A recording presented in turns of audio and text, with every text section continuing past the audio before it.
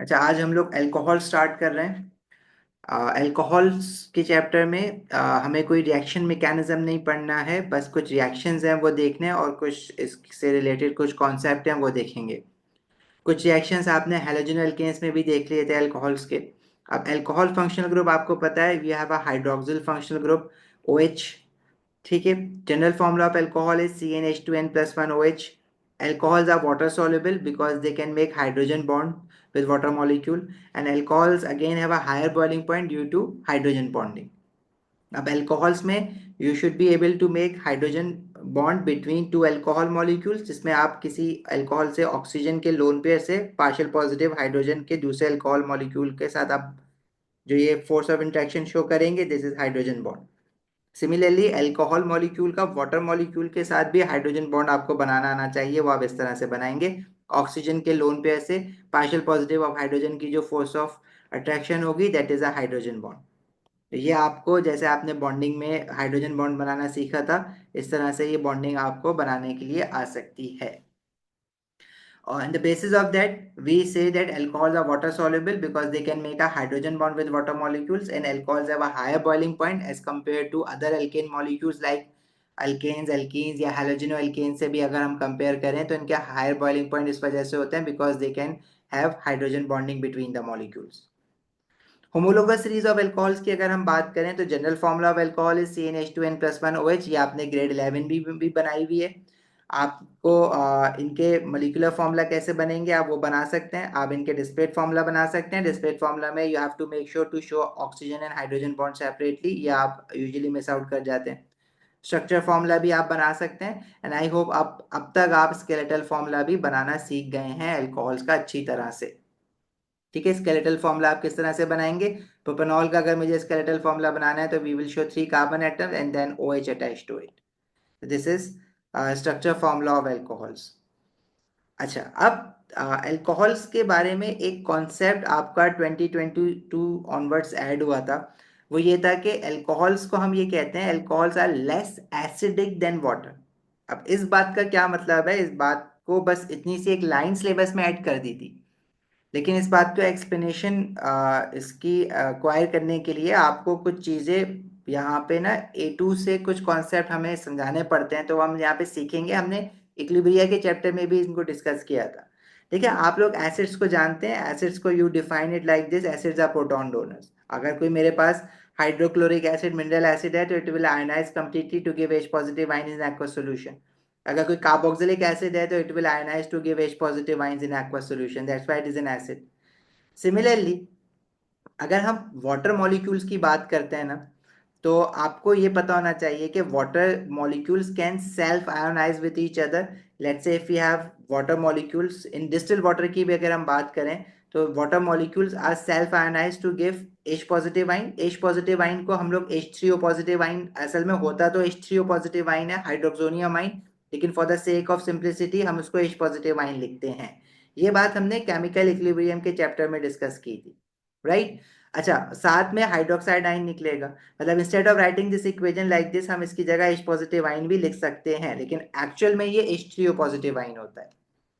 अब अगर किसी भी सॉल्यूशन में H पॉजिटिव आइन की concentration 1 exponent -7 mole per decimetre cube होती है, मतलब कोई भी एक्वस सॉल्यूशन जिसमें H पॉजिटिव आइन की कंसेंट्रेशन इतनी होती है, तो this solution is considered as a neutral solution.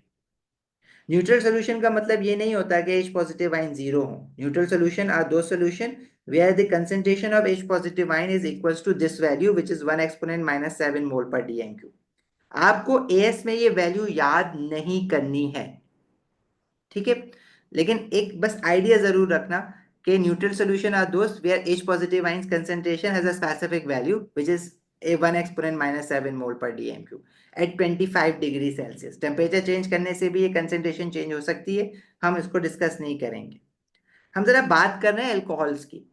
Alcohol के मॉलिक्यूल्स को जब हम वाटर में डालते हैं तो जैसे कि कार्बोक्सिलिक एसिड आयनाइज होता है, अल्कोहल भी आयनाइज होता है। अगेन इनकम्प्लीट आयनाइजेशन होती है, बहुत कम आयनाइजेशन होती है as compare to even carboxylic acid, लेकिन होती जरूर है। तो जब कोई भी अल्कोहल का मॉलिक्यूल आयनाइज होगा तो जो हाइड्रोक्सिल फंक्शनल ग्रुप का हाइड्रोजन है it will form H positive ion. Not all the molecules will be getting ionised, but few of the alcohol molecule will be getting ionized to give you H positive ion. जैसे carboxylic acid को जब आप ionise करते हैं, let's say अगर मेरे पास कोई carboxylic acid है, इथेनोइक एसिड है, इथेनोइक एसिड जब आयनाइज होता है वाटर में, तो आप इसको इस तरह से शो करते हैं ना, you will make a negatively charge ion which is ethanoic ion and H positive ion. ये हमारे पास एक इथेनोइक एसिड मॉलिक्यूल है और this will ionise to form ethanoic ion and H positive ion. अच्छा, लेकिन जब अल्कोहल का मॉलिक्यूल आयनाइज होता है तो ये जो इसका नेगेटिव आयन बनेगा उसमें C2H5 ओ नेगेटिव होगा फ्रॉम इथेनॉल। अगर प्रोपेनॉल होगा तो C3H7 ओ नेगेटिव आयन बनेगा। कार्बोक्सिलिक एसिड से जो नेगेटिव आयन बनता है उसको कार्बोक्सिलेट आयन कहते हैं। अगर मैं जनरल नाम इसका लिखूं तो every carboxylic acid would ionize to give a negative ion which is known as carboxylate ion. From ethanoic acid we will get ethanoate ion. From propanoic acid we will get propanoate ion. लेकिन ethanol से या किसी भी alcohol से जब negative ion बनेगा तो उसको हम क्या कहेंगे, this is eth oxide ion. Propanol से जो नेगेटिव आयन बनेगा उसको हम कहेंगे प्रोप ऑक्साइड आयन। इसका जनरल नेम क्या होगा, एल्क ऑक्साइड। जैसे ये कार्बोक्सिलेट आयन है तो अल्कोहल से जो नेगेटिव आयन बनेगा उसको हम कहते हैं alkoxide ion. From ethanol we will get ethoxide, from propanol we will get propoxide, from butanol we will get propoxide. अब ये जो H पॉजिटिव आयन की कंसेंट्रेशन आती है सॉल्यूशन के अंदर, this concentration of H positive ion is actually less than 1 exponent minus 7 mole per decimetre cube. And if any solution has a concentration of H positive ion less than this value, these solutions are considered to be less acidic than water, because pure water will give concentration of H positive ion as this H 1 exponent minus 7। अगर कोई molecule आपका इससे ज्यादा concentration देता है, जैसे कि carboxylic acids हैं, जब वो आयनाइज होते हैं तो वो H पॉजिटिव आयन की कंसेंट्रेशन जब एक्वा सॉल्यूशन में देंगे, it should be greater than 1 exponent minus 7 mole पर डीएमक्यू। That's why carboxylic acids are considered as acidic in nature. Whereas alcohols, they give H positive ion less than 1 exponent minus 7 mole per dm cube, इसलिए हम alcohols को कहेंगे कि they are less acidic than water. और in other words मैं इसको ये भी कह सकता हूं कि they are alkaline in nature. Yes, it's like pH 7 but in terms of concentration. Basically आपके पास ना इन्होंने ये कॉन्सेप्ट डाला तो, लेकिन पूरा नहीं डाला एएस में। अगर आपसे पूछा जाए ना, मैं आपको एक एक्स्ट्रा चीज बता रहा हूँ, आपको याद नहीं करनी है, एएस में याद नहीं करनी। H positive ion 1 exponent minus 7 mole पर डीएम क्यूब है। अगर मैं पीएच निकालते हैं ना तो पीएच का फॉर्मूला होता है minus log of concentration of H positive ion. अगर आप इसमें एच पॉजिटिव आइन की जगह पे 1 एक्सपोनेंट माइनस 7 रखेंगे और उसको सॉल्व करेंगे तो जो पीएच की वैल्यू आएगी आपके पास, it would be equals to 7। ये न्यूट्रल सोल्यूशन है आपका।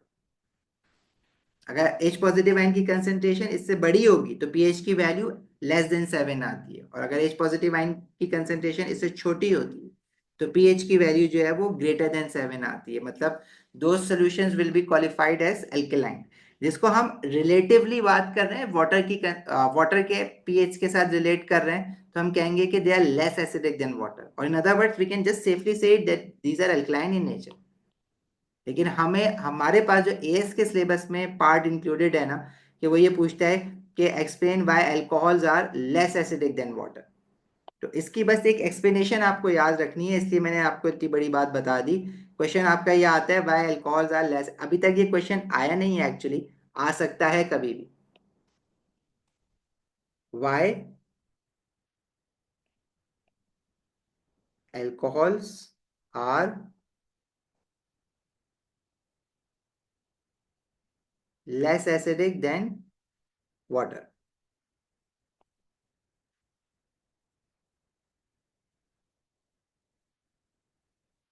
तो देखें, जब भी कोई अल्कोहल मॉलिक्यूल है, अभी हम एग्जांपल ले रहे हैं इथेनॉल की, it will complete incompletely ionize to form eth oxide ion and H positive ion। अब ये रिवर्सिबल रिएक्शन है। अब होता क्या है, ये जो हमारा eth oxide ion है, जिसका जनरली हम इसको एल्क ऑक्साइड कह सकते हैं, क्योंकि हम सिर्फ इथेनॉल की बात तो नहीं करेंगे, हम सारे अल्कोहल्स के लिए ये चीज स्टैब्लिश करना चाह रहे हैं। This elk oxide ion has a greater negative charge density over this ion. ये जो नेगेटिव चार्ज है ये स्ट्रॉन्गर होता है, जिसकी वजह से ये जो H पॉजिटिव आइन है they can get easily back attracted towards this alkoxide है। तब ये इजिली, देखिए या तो आप इसको इस तरह से याद रख लें कि ये जो आपका एल्कोक्साइड आइन है, ये H पॉजिटिव आइन को इतना फ्रीली सोल्यूशन में मूव करने नहीं देगा, जिसकी वजह से this H positive ion will stay attracted to this alkoxide ion, and the position of this equilibrium will stay more towards left hand side. The position of equilibrium left hand side पे रहेगा, तो H positive आइन solution में कम से कम होंगे, और जब कम से कम H पॉजिटिव आइन होंगे तो सोल्यूशन लेस से लेस एसिडिक होगा। आप इसको इस तरह से भी कह सकते हैं, ये जो एल्कोक्साइड आइन है they are less stable, less stable as compare to carboxylic acid और वाटर में जो आपका हाइड्रोक्साइड आइन होता है। मतलब अगर मैं इसको वाटर के साथ कंपेयर कर रहे हैं ना, हम कार्बोक्सिलिक एसिड के साथ तो कंपेयर कर ही नहीं रहे इसको पहली बार। तो जब वाटर आयनाइज होता है तो वाटर के अंदर हाइड्रोक्साइड आइन बनता है नेगेटिव आइन, अल्कोहल्स में एल्कोक्साइड आइन बन रहा है negative ion. Of course they are partially ionise, partially ionisation कर रहे हैं। तो ये जो हाइड्रोक्साइड आइन होता है this is more stable as compare to alkoxide ion. अब इसकी स्टेबिलिटी का आप आइडिया इस वजह से लगा सकते हैं कि इसमें ऑक्सीजन के साथ भी है वह alkyl chain attach which is electron pushing group. तो जब अपने इलेक्ट्रॉन पुश करेगा इस ऑक्सीजन की तरफ तो इसका नेगेटिव चार्ज की डेंसिटी जो है वो स्ट्रांग होगी, and this can then easily be attracted towards this alkoxide ion and the position of equilibrium will stay towards left hand side. और ये जो हाइड्रोक्साइड आयन है this is more stable ion, मतलब इसमें नेगेटिव चार्ज डेंसिटी कम है, जिसकी वजह से these H positive ion can stay freely in this aqueous solution. Again ionisation बहुत कम है लेकिन है जरूर दोनों में।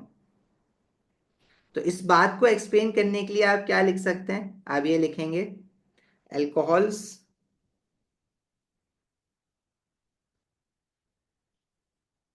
Are less acidic than water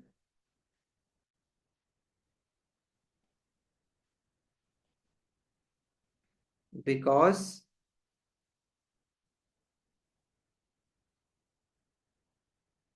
alk oxide ions are less stable. So position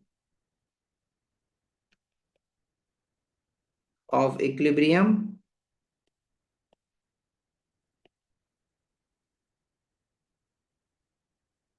stays towards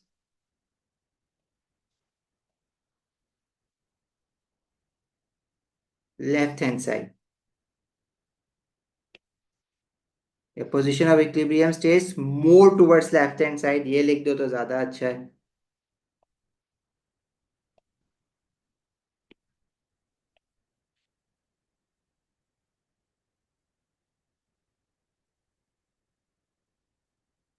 Yes, longer the alkyl chain, lesser would be the acidity of alcohols. मतलब acidic है ही नहीं एक्चुअली, ये अल्कलाइन में आ जाएगा ना।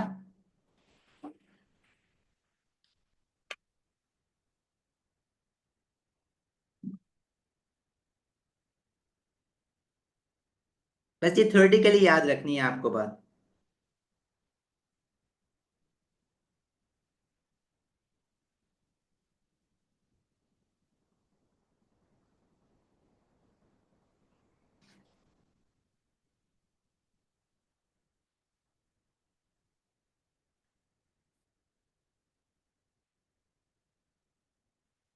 चलो मूविंग ऑन।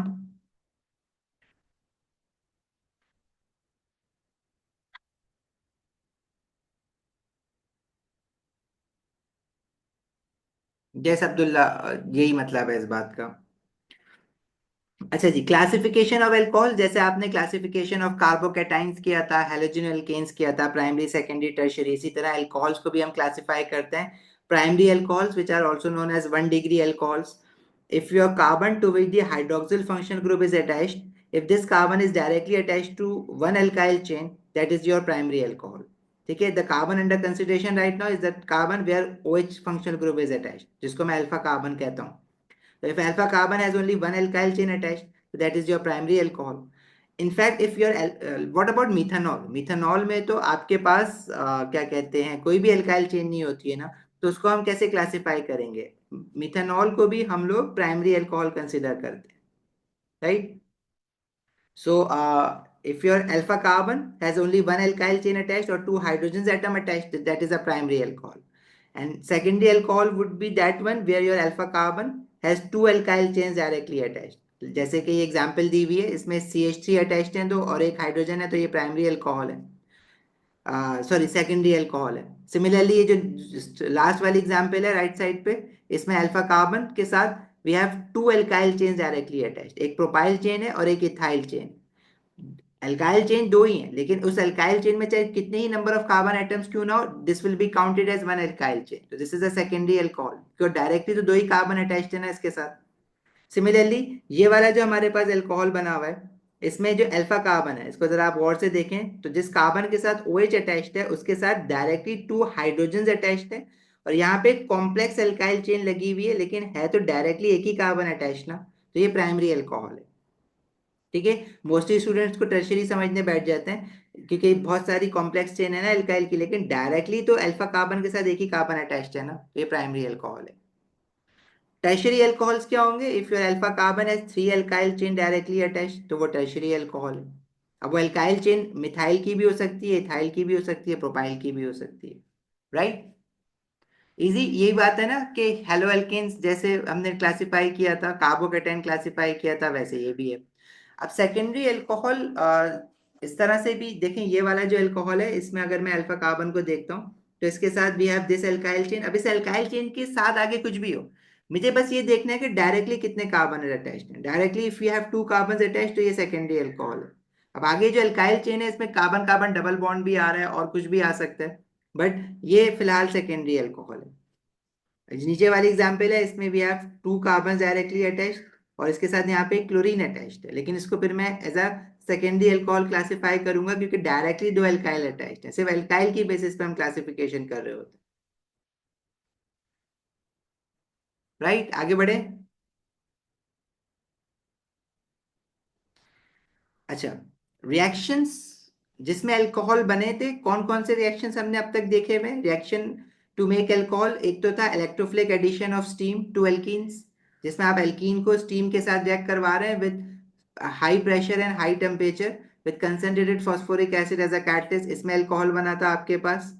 इसमें आपने इलेक्ट्रोफिलिक एडिशन रिएक्शन मैकेनिज्म देखा था, और इसमें आपने ये देखा था कि मेजर और माइनर प्रोडक्ट बनेंगे, मार्कोवनिकॉव रूल जिसमें आपने यूज किया था। जैसे अगर मैं आपसे कह रहा हूं कि हमारे पास एक एल्कीन है ब्यूटवनीन, तो ब्यूटवनीन में जो दो डबल बॉन्डेड कार्बन एटम्स हैं, उस पे जो लास्ट वाला डबल बॉन्डेड कार्बन एटम है उसके साथ टू हाइड्रोजन एटम अटैच्ड है, और जो दूसरा डबल बॉन्डेड कार्बन एटम है उसके साथ वन हाइड्रोजन एटम अटैच्ड है।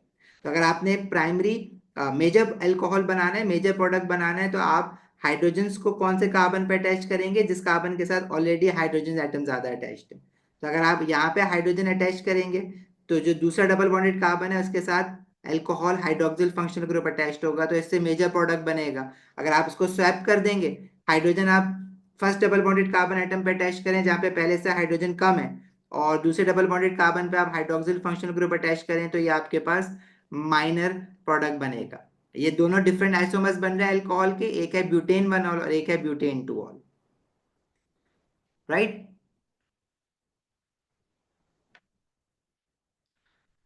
यस अब्दुल्ला, आप ऐसे भी याद कर सकते हैं, डायरेक्टली कितने हाइड्रोजन अटैच्ड है उससे भी आपका काम निकल जाता है।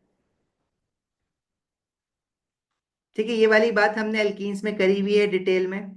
उसके बाद आपने एक अल्कोहल का प्रोडक्शन का रिएक्शन और देखा था, जिसमें आपने एल्कीन्स की ऑक्सीडेशन करवाई थी कोल्ड डाइल्यूट KMnO4 के साथ, जिसमें आप कह रहे थे कि माइल्ड ऑक्सीडेशन हो रही है, और इसमें जो कार्बन कार्बन डबल बॉन्ड है इसमें से पाई बॉन्ड खत्म होगा, and both of these double bonded carbon atom will get a hydroxyl functional group attached, तो इससे हम कहते हैं कि डायोल बन गए। दिस इज इथेन 1,2 डायोल, बन तो रहा है ना अल्कोहल। अब इसमें एक अल्कोहलिक फंक्शनल ग्रुप जो है वो सेकेंडरी बन रहा है और एक प्राइमरी भी बन रहा है इसमें। ठीक है, तो ये वाला रिएक्शन आपने एल्कीन्स में देखा हुआ है। इसके अलावा एक रिएक्शन आपने हैलोजन एल्केन्स में देखा था, nucleophilic substitution of halogen alkane with sodium hydroxide, जिसमें hydroxide ion as a nucleophile काम कर रहा है, and it was substituting the halogen atom to form an alcohol. तो यहाँ भी आपने अल्कोहल्स देखे थे। अब ये इसके दो रिएक्शन मैकेनिज्म आपने देखे हैं। अगर प्राइमरी हैलोजन एल्केन है तो SN2 reaction mechanism sequence follow होगा।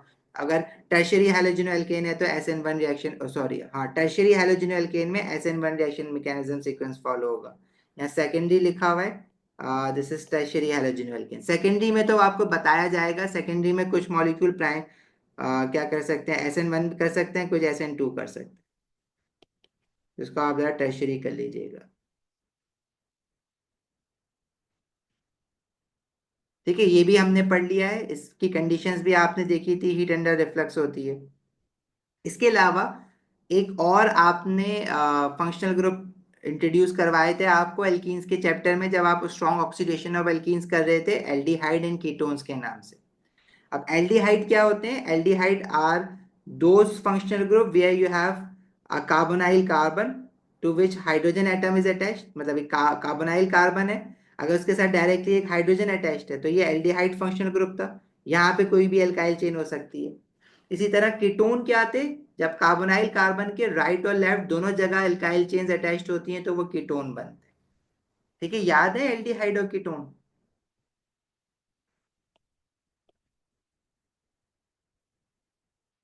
देखिए एल्डिहाइड ये फंक्शनल ग्रुप है, carbon double bonded oxygen hydrogen, इसके साथ अगर एक हाइड्रोजन अटैच्ड है तो ये हमारा फर्स्ट एल्डिहाइड था जिसका नाम था मीथानल। एल लगाते हैं इसमें।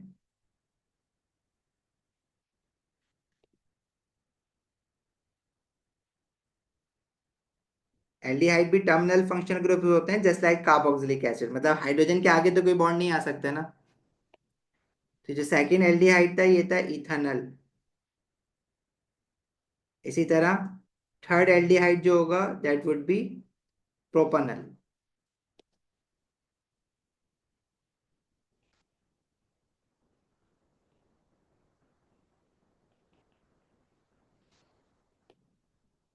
और जो कीटोन्स होते हैं हमारे पास वो स्टार्ट ही 3 कार्बन एटम से होते हैं। कार्बोनाइल कार्बन है, इसके राइट और लेफ्ट पे दोनों जगह पे CH3 अटैच्ड होगा लाइक दिस। तो ये वाला जो हमारा कीटोन है, इसका जो कीटोन का जो फैमिली नेम होता है वो ओन होता है। तो 3 कार्बन एटम वाला कीटोन जो होता है वो होता है प्रोपानोन। फिर आपके पास आएगा butanone and pentanone and so on. तो ये हम अलग से एक पूरा चैप्टर है एल्डिहाइड्स एंड कीटोन्स पे, वो भी हम पढ़ेंगे अभी आगे।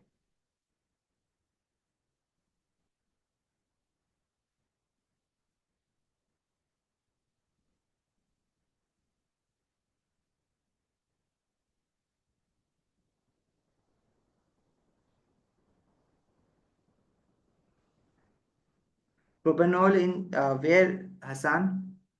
इसकी बात कर रहे हैं, प्रोपेनॉल जो बनाया हुआ है? क्या मसला है इसमें?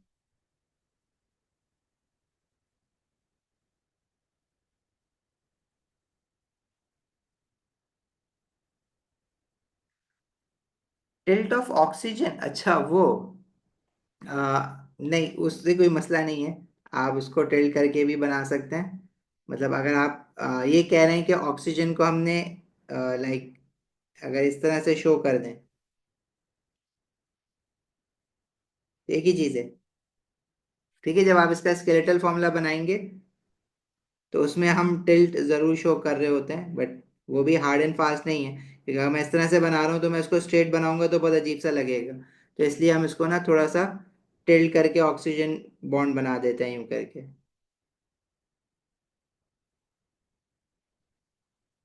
इथेनॉल। और मिथेनॉल में just be having this propanone, इस तरह से होगा। और ये जो ब्यूटानोन मैंने बनाया है it would be like this.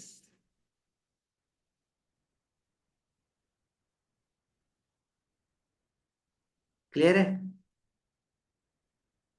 Positional isomers aldehyde में तो नहीं बनेंगे, क्योंकि एल्डिहाइड फंक्शनल ग्रुप जो है वो टर्मिनल फंक्शनल ग्रुप है, या तो वो फर्स्ट कार्बन पे दिखेगा या लास्ट कार्बन पे दिखेगा। तो जहां से भी एल्डिहाइड होगा आप वहां से नंबरिंग स्टार्ट करेंगे एल्डिहाइड्स की। हाँ, कीटोन्स में आपके पास पोजिशनल आइसोमर्स बनेंगे। वो आप पेंटानोन ऑनवर्ड्स बनते हैं वो भी। मतलब अगर आप पेंटानोन बना रहे हैं 5 कार्बन एटम वाला कीटोन, तो आप अगर ketone functional group second carbon पे लगा देंगे तो ये एक आपका आइसोमर बन जाएगा pentane 2 own. This is your pentane 2 own.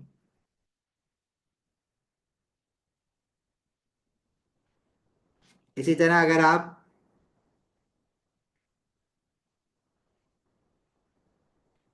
Ketone functional group को थर्ड कार्बन एटम पे लगा देंगे तो ये आपका एक वो बन जाएगा, this is pentane 3 on.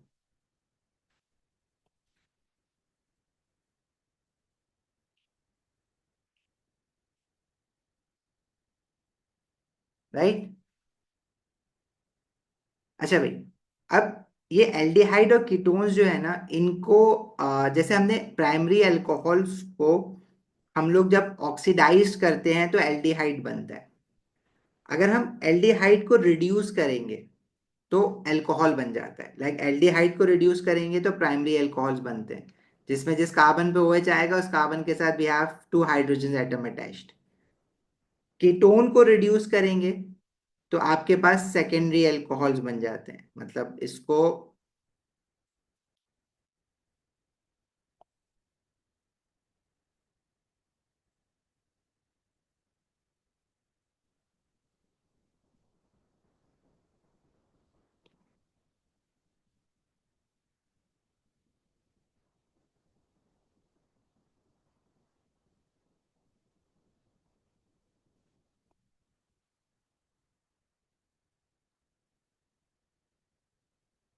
Production of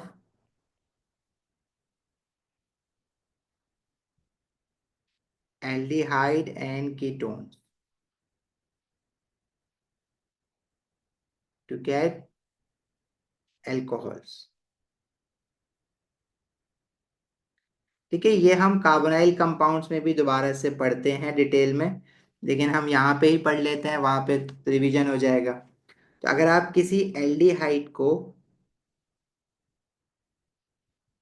reduce करते हैं bye using a reducing agent, तो रिड्यूसिंग एजेंट को हम लोग ऐसे नेसेंट हाइड्रोजन की तरह शो करते हैं, रिड्यूसिंग एजेंट का फॉर्मूला नहीं लिखेंगे यहाँ पे। तो ये हमारे पास बन जाते हैं वापस प्राइमरी अल्कोहल्स। सिमिलरली अगर आप किसी कीटोन को, लाइक इसकी मैं एग्जांपल भी साथ लिख देता हूँ,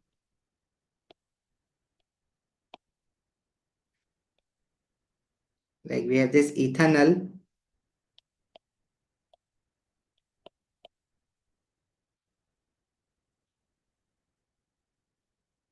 इसको अगर मैं रिड्यूस करूंगा by using a reducing agent, मतलब हाइड्रोजन एटम अटैच करके, तो ये जो आपका एल्डिहाइड वाला कार्बन है ना, कार्बोनाइल वाला carbon, this carbon will have this OH functional group attached, और इसके साथ 2 हाइड्रोजन एटम अटैच्ड हो जाएंगे यहाँ पे आके ऐसे। ठीक है, अब इसको बैलेंस करने के लिए, क्योंकि we are getting 2 extra hydrogen atom getting attached, तो जो आपका वो होगा, क्या कहते हैं, मोल्स, इसके 2 हाइड्रोजन होंगे इसके साथ। तो जो इथेनॉल से हमारे पास प्रोडक्ट बन गया है वो क्या बन गया है, इथेनॉल बन गया है। राइट। अगर इसको in terms of skeletal formula लिखोगे तो फिर ये आपको कुछ इस तरह से दिखेगा,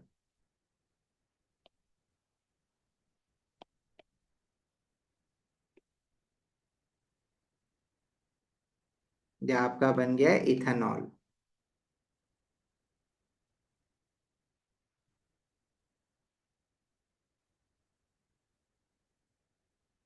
राइट। इसी तरह जब आप कीटोन्स को रिड्यूस करते हैं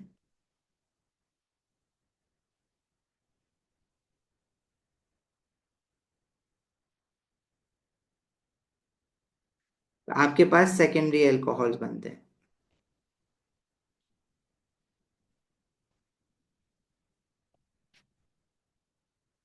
जैसे हमारे पास ये है ब्यूटानोन है,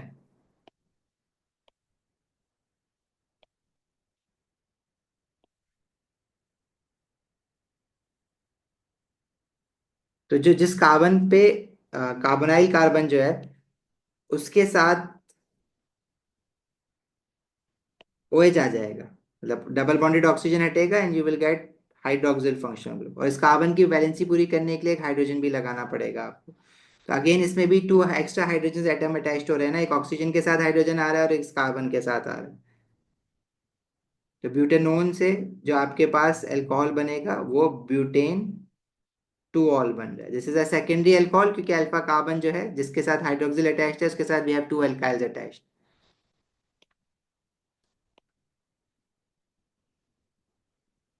और इसको अगर मैं स्केलेटल फॉर्मूला की टर्म्स में लिखूंगा तो it would look like this.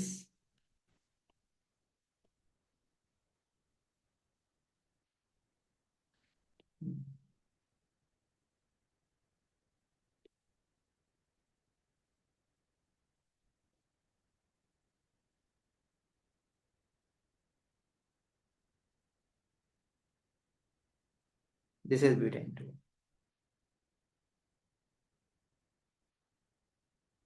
ठीक है, क्लियर है बात यहाँ तक? और इसमें हमेशा टू हाइड्रोजन एटम्स आएंगे। अब बेसिकली ये जो हाइड्रोजन है ये रिप्रेजेंट कर रहा है रिड्यूसिंग एजेंट को। इन हाइड्रोजन्स को हम कहते हैं नेसेंट हाइड्रोजन। ठीक है, और जो रिड्यूसिंग एजेंट हम यूज करेंगे अल्कोहल्स एल्डिहाइड और कीटोन को रिड्यूस करवाने के लिए, हमारे पास दो रिड्यूसिंग एजेंट होते हैं। एक होता है NaBH4। इसको हम एल्केलाइन कंडीशंस में यूज करते हैं। इसका नाम होता है सोडियम टेट्रा हाइड्रिडोबोरेट। अब आपने नाम याद नहीं रखना है, अगर हो जाए तो अच्छी बात है, नहीं तो अगर आप इसका से फॉर्मूला लिख देंगे वो भी इनफ है, आपको फोर्स नहीं करेगा कि आप नाम लिखें। और एक होता है reducing agent lithium tetra hydrido aluminate. इसको हम डिसॉल्व करते हैं ड्राई ईथर में। इसको हम एक्वस कंडीशन में इसलिए नहीं लेते क्योंकि ये बहुत ज्यादा स्ट्रॉन्ग रिड्यूसिंग एजेंट है, वाटर के साथ रिएक्ट कर जाता है, वो भी एक्सप्लोसिवली। तो इसलिए हम इसको ड्राई ईथर के अंदर लेते हैं। ठीक है, बेसिकली जो LiLH4 है is a very strong reducing agent.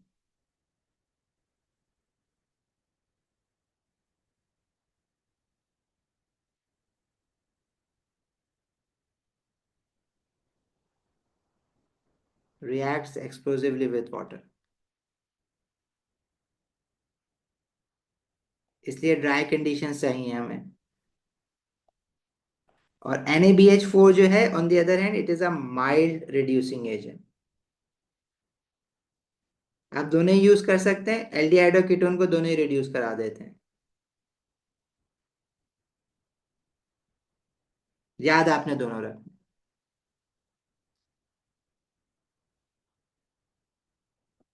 ठीक है भाई, आगे बढ़े। ये आपके पास अगेन कुछ और एग्जांपल्स दी हुई हैं। where you have a aldehyde getting reduced to form primary alcohol, ketone reduced to form secondary alcohol। अच्छा, इनफैक्ट आपके पास ये जो कार्बोक्सिलिक एसिड्स हैं ये भी रिड्यूस हो जाते हैं। और जब कार्बोक्सिलिक एसिड रिड्यूस होते हैं तो वो भी अल्कोहल्स बनाते हैं, लेकिन प्राइमरी अल्कोहल्स बनाते हैं। कार्बोक्सिलिक एसिड्स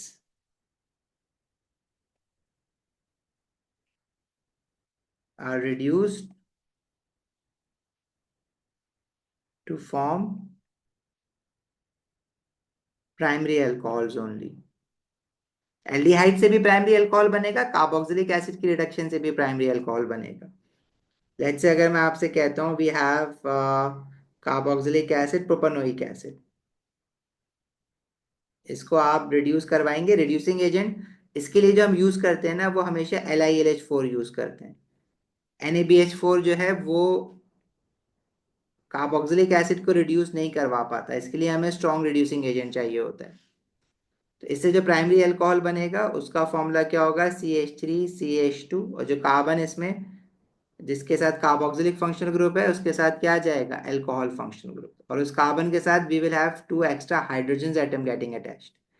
तो इसमें भी आपके साथ 2 मोल्स ऑफ रिड्यूसिंग एजेंट आपको यूज करना पड़ेगा, मतलब नेसेंट हाइड्रोजन के साथ आप 2 लगाएंगे।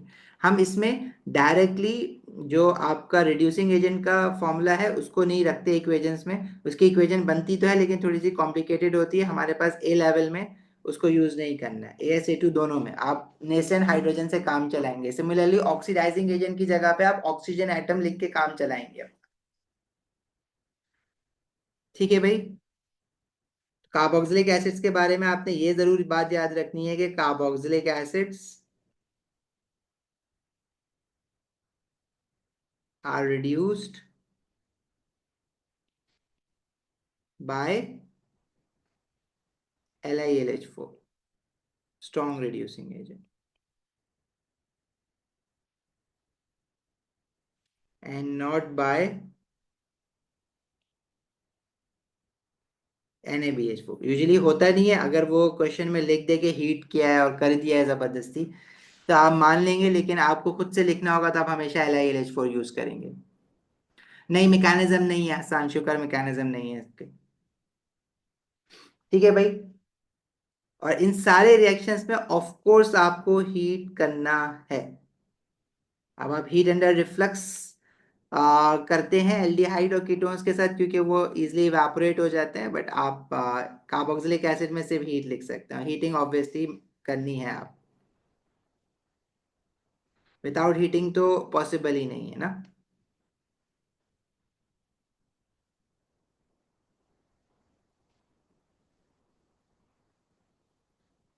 ठीक है। अच्छा, कार्बोक्सिलिक एसिड के साथ यहाँ पे आपके पास रिड्यूसिंग एजेंट, वैसे तो ये तीनों रिड्यूसिंग एजेंट हैं। कार्बोक्सिलिक एसिड को आप NaBH4 के साथ भी करवा सकते हैं, स्ट्रॉन्ग हीटिंग करनी पड़ेगी LiLH4 के साथ भी, और हाइड्रोजन गैस के साथ भी आप कार्बोक्सिलिक एसिड को एक्चुअली रिड्यूस करवा देते हैं। लेकिन जो है ना, आपको खुद से अगर लिखने के लिए आएगा तो you will choose only this reducing agent which is LiLH4। अब ये वाला चूज करेंगे, ये चूज नहीं करेंगे। ठीक है। अच्छा हाँ, कार्बोक्सिलिक एसिड की इक्वेशन में we get water molecule as well. देखिए, एल्डिहाइड और कीटोन को जब हम रिड्यूस कर रहे थे तो उसमें वाटर नहीं निकल रहा था, क्योंकि जितने ऑक्सीजन आपके इथेनॉल में है उतने ही अल्कोहल में भी होंगे 1 ऑक्सीजन, जितने कीटोन में है उतने ही अल्कोहल, सेकेंडरी अल्कोहल में भी होंगे 1 ऑक्सीजन। लेकिन जब आप कार्बोक्सिलिक एसिड को रिड्यूस करवा रहे हैं तो कार्बोक्सिलिक एसिड की रिडक्शन में कार्बोक्सिलिक एसिड के साथ 2 ऑक्सीजन थे, अल्कोहल के साथ तो सिर्फ एक ही ऑक्सीजन आ रहा है ना। तो एक ऑक्सीजन आपका in the form of water का मॉलिक्यूल भी आ रहा होता है। हाँ, आई मिस दैट। इसमें एक H2O मॉलिक्यूल भी आ रहा होगा आपके पास। अब अगर H2O मॉलिक्यूल आ रहा है तो अब आपको हाइड्रोजन को जरा बैलेंस करने के लिए क्या करना पड़ेगा, यहाँ पे आप 2 हाइड्रोजन नहीं लगाएंगे, बल्कि आप 4 हाइड्रोजन एटम्स अटैच करेंगे यहाँ पे, क्योंकि 2 हाइड्रोजन एटम इस कार्बन के साथ एक्स्ट्रा लगे और 2 हाइड्रोजन एटम वाटर में आ रहे हैं। Total 4 hydrogen left hand side पे बैलेंस करने पड़ेंगे। और ऑक्सीजन उतने ही है, कार्बोक्सिलिक के साथ 2 ऑक्सीजन थे, एक अल्कोहल के साथ आ गया और एक वाटर के साथ आ गया। तो ये अगर अगर कार्बोक्सिलिक के साथ कहीं पे 2 लगा हुआ, मैंने एक जगह और देखा, वहां भी सही कर लेना जरा। यहाँ पे वी विल राइट 4 के साथ में एक वाटर का मॉलिक्यूल भी बन रहा है।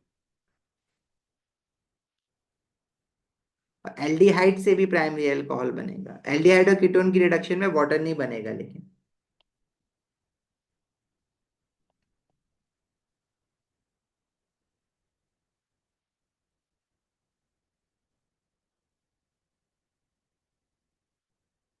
ठीक है भाई, क्लियर है बात यहाँ तक?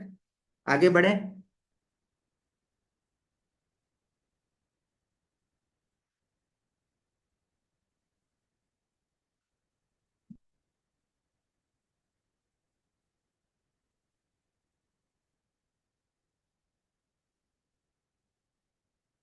अच्छा जी, अल्कोहल्स का एक रिएक्शन है एस्टेरिफिकेशन कार्बोक्सिलिक एसिड के साथ, ये थोड़ा सा आगे चल के देखते हैं, हाइड्रोलिसिस ऑफ एस्टर्स भी देखना है हमें। अल्कोहल के जो रिएक्शंस हैं हमारे पास, अल्कोहल भी just like alkanes and alkene, इनकी भी कंबशन होती है। कंप्लीट कंबशन और इनकम्प्लीट कंबशन दोनों होती हैं। कंप्लीट कंबशन में कार्बन डाइऑक्साइड एंड वाटर बनेगा। आप इसकी इक्वेशन बैलेंस कर सकते हैं, जैसे इथेनॉल के 1 मोल के लिए अगर मैं इसकी बैलेंसिंग कर रहा हूँ तो कार्बन इसमें 2 है तो मोल्स ऑफ कार्बन डाइऑक्साइड 2 हो जाएंगे। हाइड्रोजन कितने हैं इथेनॉल मॉलिक्यूल में, 5 ये रहे और 1 ये रहा OH के साथ, 6 हैं। तो half of moles of water बना देंगे उसको। राइट हैंड साइड पे अगर आप ऑक्सीजन देखें तो 2 2 4 with carbon dioxide and 3 with water, तो 7 ऑक्सीजन लेफ्ट हैंड साइड पे आपको करना है। एक ऑक्सीजन ऑलरेडी आपका अल्कोहल मॉलिक्यूल के साथ भी है ना, तो अब 6 और करना है आपको, तो आप O2 को 3 से मल्टीप्लाई करेंगे। ठीक हो गया। तो ये आपके पास, अच्छा इसमें हम वो एल्केन्स और एल्कीन्स में जो फॉर्मूला यूज करते थे ना ऑक्सीजन का मोल्स निकालने वाला, तो ये वाला फॉर्मूला यहाँ नहीं लगेगा इसमें, वो एल्केन्स और एल्कीन्स के लिए होता है बस। इसी तरह अल्कोहल का एक रिएक्शन सब्स्टिट्यूशन रिएक्शन होता है जो आपने हेलो एल्केन्स में देखा था। In order to produce halogen alkane हम अल्कोहल की न्यूक्लियोफिलिक सब्स्टिट्यूशन करवा सकते हैं। उसको हमने बहुत सारी चीज़ों के साथ रिएक्ट करवाया था, हाइड्रोजन क्लोराइड के साथ, हाइड्रोजन ब्रोमाइड के साथ, फिर सल्फर डाइक्लोराइड ऑक्साइड के साथ, PCl5 के साथ, PCl3 के साथ।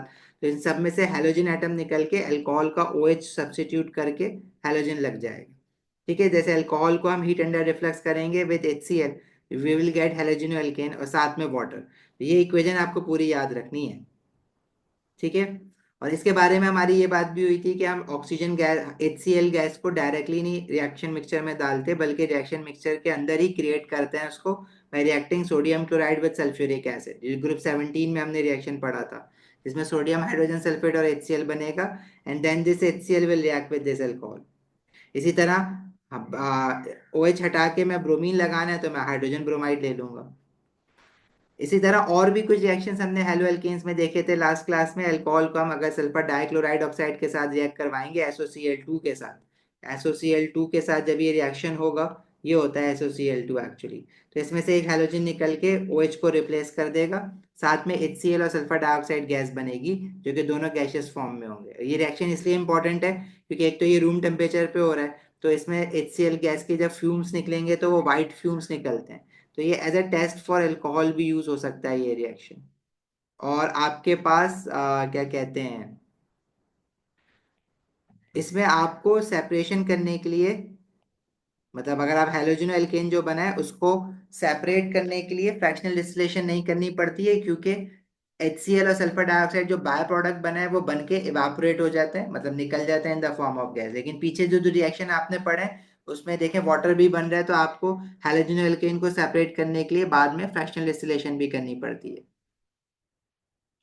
इसी तरह फास्फोरस हैलाइड के साथ आपने ये रिएक्शन देखे थे अभी हेलो एल्केन्स के चैप्टर में। इसमें PCl5 है, chlorine will substitute hydroxyl functional group, तो इसमें HCl और साथ में फॉस्फोराइल क्लोराइड बनती है। फॉस्फोराइल क्लोराइड यहाँ पे मैंने लिक्विड फॉर्म में लिया हुआ है, कुछ बुक्स में ये सॉलिड फॉर्म में भी होता है, कुछ जगहों पे क्वेश्चन में मार्किंग की मैं उसको सॉलिड भी लिया हुआ है, लिक्विड भी लिया हुआ है, तो आप कुछ भी लिख सकते हैं, बस आपको ये इक्वेशन याद रखनी है पूरी। And of course reaction mechanism नहीं है। This reaction can also be use as a test for alcohol, क्योंकि इसमें भी white fumes of HCl gas दिखेंगे। अगर अल्कोहल होगा तो PCl5 डालने पे अगर व्हाइट फ्यूम्स दिख रहे हैं तो इसका मतलब है it confirms the presence of alcohol. Similarly आप PCl3 के साथ भी रिएक्शन कर सकते हैं, लेकिन PCl3 के साथ आपको हीट करना पड़ेगा। इसमें भी हेलोजनो एल्केन क्लोरो एल्केन बनेगा, साथ में फॉस्फोरिक एसिड बनेगा। आप PBr3 के साथ भी कर सकते हैं और Pi3 के साथ भी ये रिएक्शन कर सकते हैं, राइट।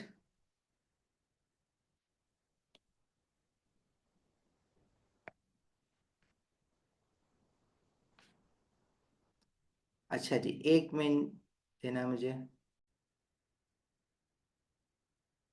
अच्छा भाई, तो हम अल्कोहल्स में, अच्छा अल्कोहल्स में ना आप जब अभी तक हमने जो अल्कोहल्स देखे वो स्ट्रेट चेन अल्कोहल्स देखे, ब्रांच भी हो सकते हैं ऑफ कोर्स, सेकेंडरी अल्कोहल जैसे हमने देखे। और अल्कोहल्स आपके साथ कोई साइक्लिक कंपाउंड है तो उसमें भी अल्कोहल फंक्शनल ग्रुप आपको मिल सकता है ना। जैसे अगर मैं आपसे कहता हूँ हमारे पास ये है, ये साइक्लिक अल्कोहल है, तो ये पहली बात तो ये जिस कार्बन के साथ OH अटैच्ड है उसके साथ we have 2 more carbon atom attached, तो ये सेकेंडरी अल्कोहल कहलाएगा।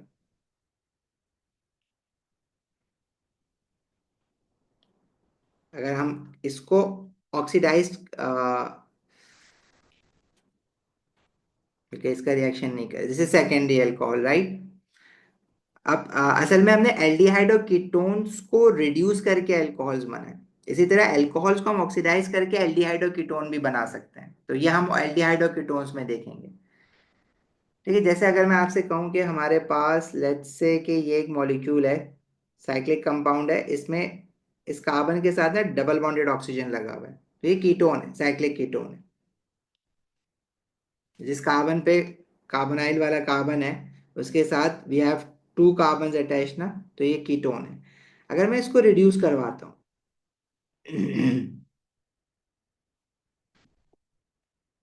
तो इससे भी अल्कोहल बनेगा, और वो जो अल्कोहल होगा वो हमारे पास क्या कहते हैं,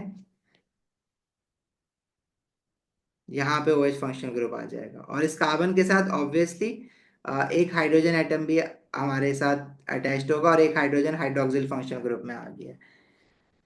ठीक है, तो इस तरह से भी आपको अल्कोहल दिखेंगे, हम क्वेश्चंस में ट्राई करेंगे इनको। अब एएस के सिलेबस में ना कार्बोक्सिलिक एसिड्स भी है, लेकिन कार्बोक्सिलिक एसिड जो है वो आपका उस डिटेल में नहीं है जितना आपने अल्कोहल या बाकी फैमिलीज पढ़ी हैं, लेकिन इतना जरूर है कि जितना आपने ग्रेड 11 में पढ़ा है वो सारा कार्बोक्सिलिक एसिड, और एक रिएक्शन और है आपका कार्बोक्सिलिक एसिड का, हाइड्रोलिसिस ऑफ नाइट्राइल्स।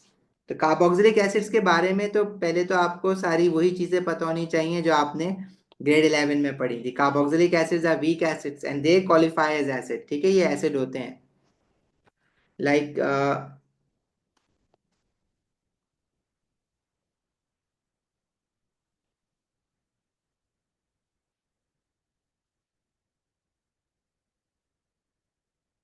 देखिए, जनरल फॉर्मूला आपको पता है कार्बोक्सिलिक एसिड्स का क्या होता है।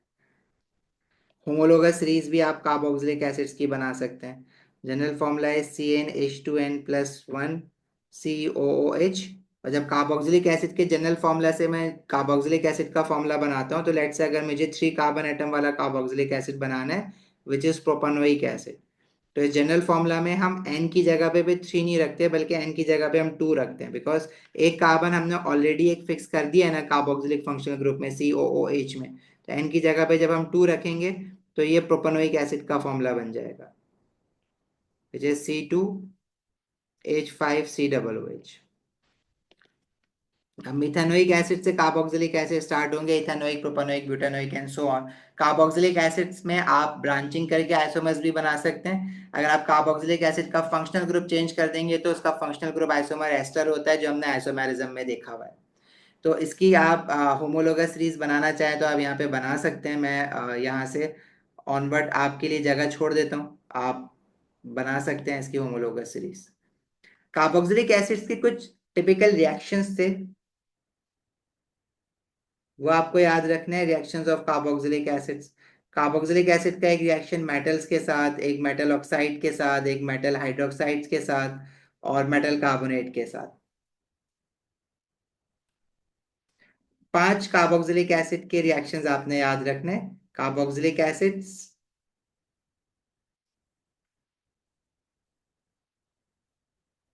with metals,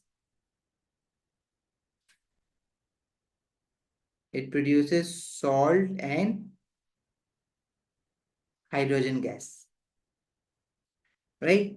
फिर एक कार्बोक्सिलिक एसिड का रिएक्शन मेटल ऑक्साइड के साथ, जो कि बेस होती है, तो बेस भी कहते हैं। फिर अल्कली के साथ, और फिर मेटल कार्बोनेट के साथ।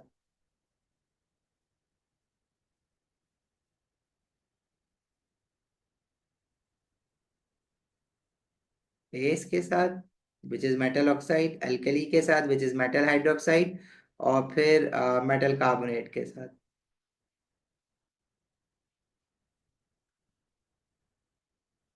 यस, जैसे आपने स्ट्रॉन्ग एसिड के रिएक्शन बनाए थे वैसे ही बनेंगे। देखिए, बेशक वीक एसिड है लेकिन आयनाइज कंप्लीटली होगा ही।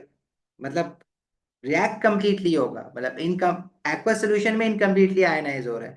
लेकिन जब आप उसको किसी रिएक्शन में लेकर जाएंगे, तो अल्टीमेटली वो पूरा रिएक्ट होगा, स्लोली रिएक्ट होगा लेकिन अल्टीमेटली पूरा रिएक्ट होगा। ये रिएक्शंस हमने उसमें भी पढ़े हैं ना, कहाँ पे, केमिकल इक्विलिब्रियम में। ये ग्रेड 11 में भी पढ़े हुए हैं आपने।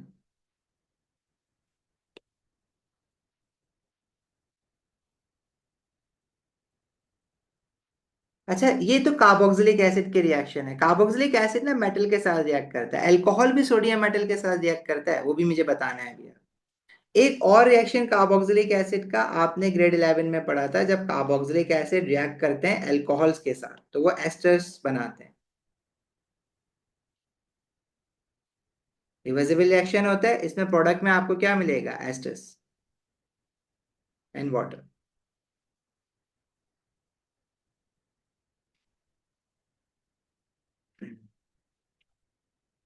जैसे अगर मैं कार्बोक्सिलिक एसिड और मेटल का रिएक्शन बनाता हूं,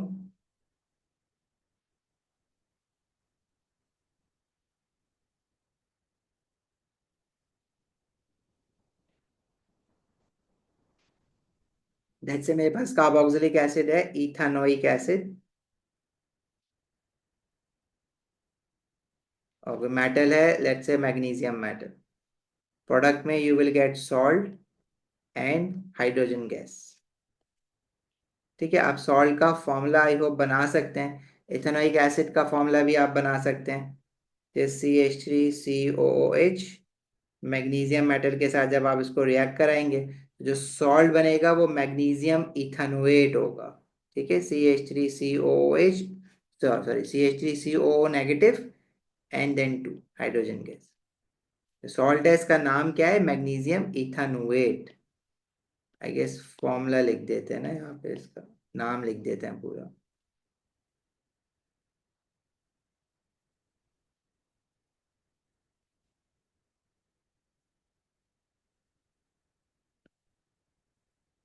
राइट, कर लोगे ना ये वाला काम? अगर मैं कोई बेस ले लूं, सॉल्ट एंड वाटर बन जाएगा।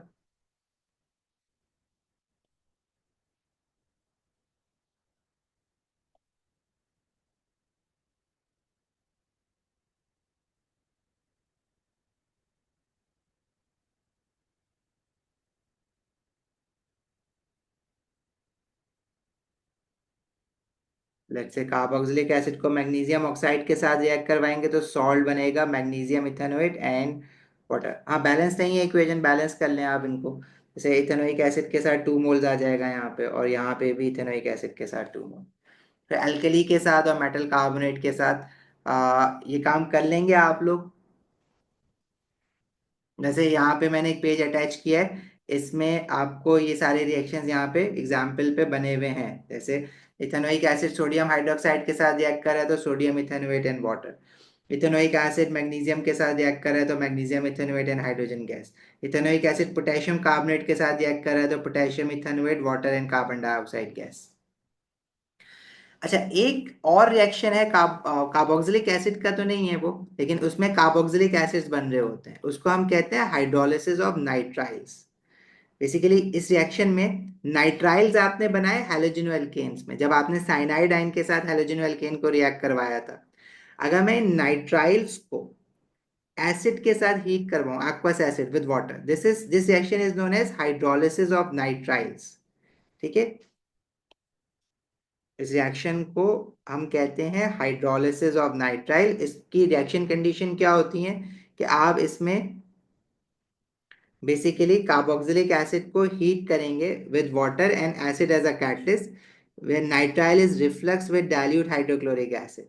So this is hydrolysis. Reaction को हम कहते हैं this is hydrolysis of nitrile.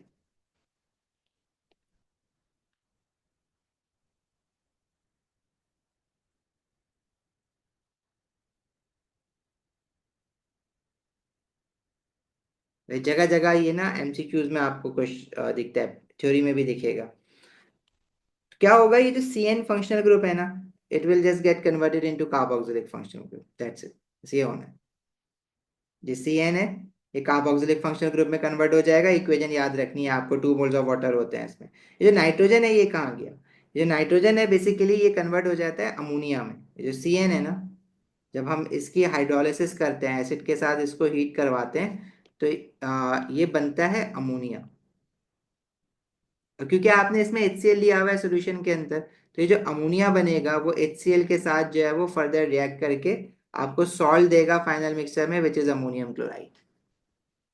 इसलिए इसने डायरेक्टली अमोनियम क्लोराइड लिखा हुआ है प्रोडक्ट में। ठीक है, बाकी typical reactions of carboxylic acid तो आपको पता ही है, वो अभी हमने रिकॉल कर लिए। रिडक्शन ऑफ कार्बोक्सिलिक एसिड ये हम ऑलरेडी देख चुके हैं। इसमें आप जो है कार्बोक्सिलिक एसिड को जब रिड्यूस करवाएंगे LiLH4 as a reducing agent, तो हमारे पास जो है वो क्या है, कार्बोक्सिलिक एसिड बनेगा और साथ में वाटर का मॉलिक्यूल। ठीक है भाई, क्लियर है?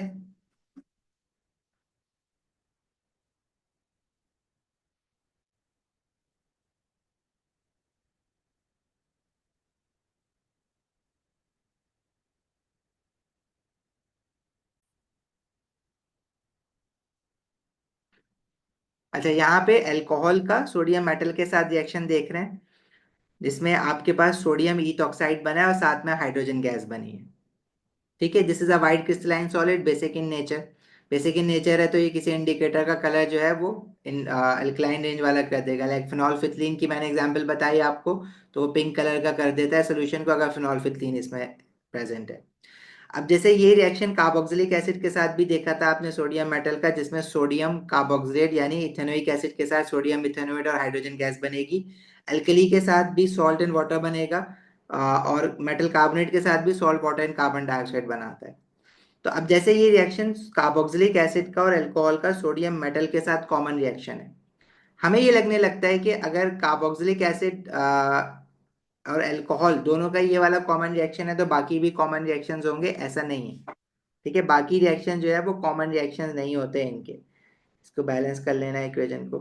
मतलब क्या अल्कोहल अल्कली के साथ भी रिएक्ट करेगा? तो नहीं, ऐसा नहीं। क्या मेटल कार्बोनेट के साथ भी करेगा? तो नहीं, ऐसा नहीं है। सिर्फ सोडियम मेटल के साथ करेगा। अगेन रीजन नहीं पूछ रहे आपसे, ना आपसे कोई मैकेनिज्म पूछा जा रहा है इसमें, बस ये बात आपको याद रखनी है कि alcohol they react only with sodium metal, not with sodium hydroxide और सोडियम कार्बोनेट। उसके बाद ग्रेड 11 में आपने एक रिएक्शन पढ़ा था, एस्टेरिफिकेशन। उसमें क्या होता है, जब आप अल्कोहल को कार्बोक्सिलिक एसिड के साथ रिएक्ट करते हैं तो एस्टर्स बनते हैं, esters are sweet smelling compounds. ये रिएक्शन रिवर्सिबल रिएक्शन होता है। इसको हम कंडेंसेशन रिएक्शन भी कहते हैं। उसके लिए हम हीट अंडर रिफ्लक्स करते हैं और इसमें हम acid as a catalyst use करते हैं, सल्फ्यूरिक एसिड या फॉस्फोरिक एसिड। मतलब कार्बोक्सिलिक एसिड तो ऑर्गेनिक एसिड है, इसमें जब हम कैटलिस्ट यूज करते हैं वो मिनरल एसिड होते हैं, सल्फ्यूरिक एसिड या फिर आपका फॉस्फोरिक एसिड। अच्छा, एस्टर्स की आपने आइसोमेरिज्म भी देखी है, आप इसमें ब्रांचिंग भी कर सकते हैं। एस्टर की नेमिंग आप वही पुरानी वाली नेमिंग करेंगे, अल्कोहल और कार्बोक्सिलिक एसिड के नाम के साथ। आईयूपैक नेमिंग नहीं करते हम इसकी। एस्टर्स जैसे अगर मैं आपसे कहता हूँ कि इथेनोइक एसिड और प्रोपेनॉल रिएक्ट करके जो एस्टर बनाएगा उसका नाम क्या होगा? अल्कोहल के नाम के साथ वायल आ जाता है और एसिड के नाम के साथ ओएट आ जाता है। दिस इज प्रोपाइल इथेनोएट, और साथ में वाटर भी बन रहा होता है। ठीक है, इसका स्ट्रक्चर आप इजीली बना सकते हैं। एस्टर का कार्बोक्सिलिक एसिड है तो इसका हमने अगर हाइड्रोजन हटाया तो अल्कोहल का OH हटाएंगे, और ये आपस में जब ज्वाइन हो जाएंगे तो बीच में एस्टर बॉन्ड बन जाएगा। This is your ester bond, carbon double bonded oxygen oxygen. ठीक है, ये जो एस्टर हमने बनाया है ये अल्कोहल लिया था प्रोपेनॉल और एसिड लिया था इथेनोइक एसिड, तो इस एस्टर का नाम क्या हो जाएगा? Propyl ethanoate. इसका स्केलेटल फॉर्मूला भी आप बना सकते हैं। स्केलेटल फॉर्मूला में एस्टर फंक्शनल ग्रुप पे जिस तरह से दिख रहा होगा आपको। ठीक है, तो जो एस्टरिफिकेशन वाला रिएक्शन था ग्रेड 11 का, वो भी एज इट इज इंक्लूडेड है। आप इस एस्टर के डिफरेंट आइसोमर्स भी बना सकते हैं। मतलब इसके आइसोमर्स, एक तो इसका functional group isomer carboxylic acid होगा, लेकिन अगर मैं इसी एस्टर का लेट से कोई आइसोमर बनाऊं तो वो डिफरेंट एस्टर बनेगा लेकिन आइसोमर जरूर कहलाएगा इसका। इसमें टोटल 4 कार्बन एटम्स हैं, तो एक इसका आइसोमर ये बन जाएगा। लेकिन इस एस्टर का अगर आप नाम बताने जाएंगे तो इस एस्टर में कार्बोक्सिलिक वाला पार्ट जो है फिर वो ये वाला पार्ट है, एक कार्बन एटम वाला, और अल्कोहल वाला 3 कार्बन एटम वाला हो जाएगा। 1 2 3 4, अच्छा एक कार्बन और लगाना होगा मुझे इसमें। तो this would be your butyl methanoate. इसी तरह आप एस्टर फंक्शनल ग्रुप की जो पोजीशन है, आपने सेकंड कार्बन पे लगाया, इसमें फर्स्ट कार्बन पे लगाया, अब थर्ड कार्बन पे भी लगा सकते हैं। टोटल कार्बन मुझे कितने लगाने हैं? 5 कार्बन ना, 1 2 3 4 5। तो ये जो एस्टर बनेगा इसका नाम अब क्या होगा? इसमें जो कार्बोक्सिलिक एसिड वाला पार्ट है वो 3 कार्बन एटम वाला है, इथेनोइक प्रोपेनोइक एसिड, और अल्कोहल वाला 2 कार्बन वाला है, तो दिस इज इथाइल प्रोपेनोएट। इसी तरह एक और आप इसका स्ट्रक्चर बना सकते हैं जिसमें आप इस कार्बन के साथ एस्टर फंक्शनल ग्रुप लगा दें। बिल्कुल, हाइड्रोलिसिस ऑफ एस्टर्स भी है हमारे सिलेबस में, बिल्कुल है, आ रही है आगे, वो भी आ रही है। समझ आती है एस्टर्स के आइसोमर्स कैसे बनाएंगे? हाइड्रोलिसिस ऑफ एस्टर्स क्या है? Break down of ester. आप वापस एस्टर बॉन्ड को ब्रेक कर सकते हैं। एसिडिक हाइड्रोलिसिस भी करवा सकते हैं, अल्कलाइन हाइड्रोलिसिस भी करवा सकते हैं।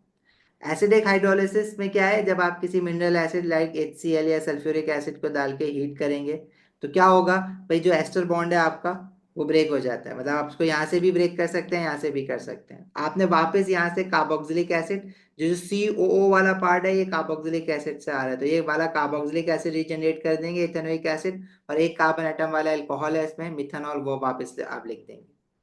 तो आपके पास जो एसिडिक हाइड्रोलिसिस होती है उसमें आप एसिड डालते हैं, जब आप एसिड डाल के इसको हीट करेंगे तो इसमें इथेनोइक एसिड और मिथानॉल बन जाएगा। लेकिन जब आप अल्कली डाल के इसको हीट करेंगे ना सोडियम हाइड्रोक्साइड के साथ, तो इसमें भी पहले आपके पास बनेगा यही कार्बोक्सिलिक एसिड और अल्कोहल ही बनेगा। लेकिन होता क्या है इसमें अल्टीमेटली, कि जब ये कार्बोक्सिलिक एसिड बना है तो आपने सोडियम हाइड्रोक्साइड लिया हुआ था, ये अल्कली है, ये कार्बोक्सिलिक एसिड है, तो ये लोग आपस में रिएक्ट करके फाइनल रिएक्शन मिक्सचर में आपको कार्बोक्सिलिक एसिड नहीं मिलेगा, बल्कि सॉल्ट ऑफ कार्बोक्सिलिक एसिड मिलेगा, दैट इज सोडियम इथेनॉल, और साथ में मिलेगा अल्कोहल। अल्कोहल वैसे ही मिलेगा जैसा मिलता है, क्योंकि अल्कोहल तो रिएक्ट नहीं कर रहा ना सोडियम हाइड्रोक्साइड के साथ।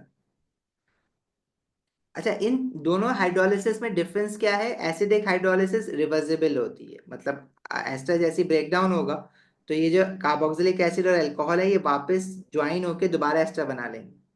तो वो थोड़ा सा, आप अगर आपको सिर्फ ब्रेक डाउन करना था तो वो आपको यील्ड कम मिल रही होगी।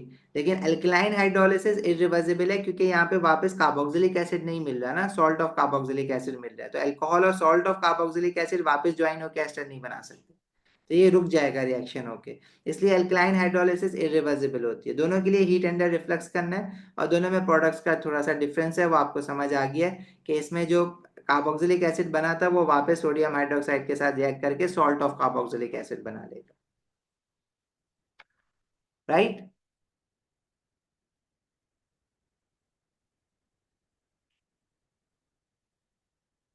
क्लियर है यहाँ तक? बाकी एक रिएक्शन और आपने ऑलरेडी एल्कीन्स में पढ़ लिया हुआ है कि अल्कोहल्स की हम जब डिहाइड्रेशन करवाते हैं, मतलब जब मैं अल्कोहल से हाइड्रोक्सिल फंक्शनल ग्रुप रिमूव करवाऊंगा तो एडजेसेंट कार्बन से हाइड्रोजन हटेगा और इन दोनों कार्बन के बीच में डबल बॉन्ड आ जाएगा, तो अल्कोहल से एल्कीन बन जाता है। बस डिहाइड्रेशन करवाने के लिए या तो आप सल्फ्यूरिक एसिड यूज करेंगे या फिर आप एल्यूमिनियम ऑक्साइड यूज करते हैं। ये आपने एल्कीन्स के चैप्टर में पढ़ा था रिएक्शन। अब रिएक्शन बहुत ज़्यादा है, अब आपको ये ग्रेजुअली याद रखने हैं सारे रिएक्शन।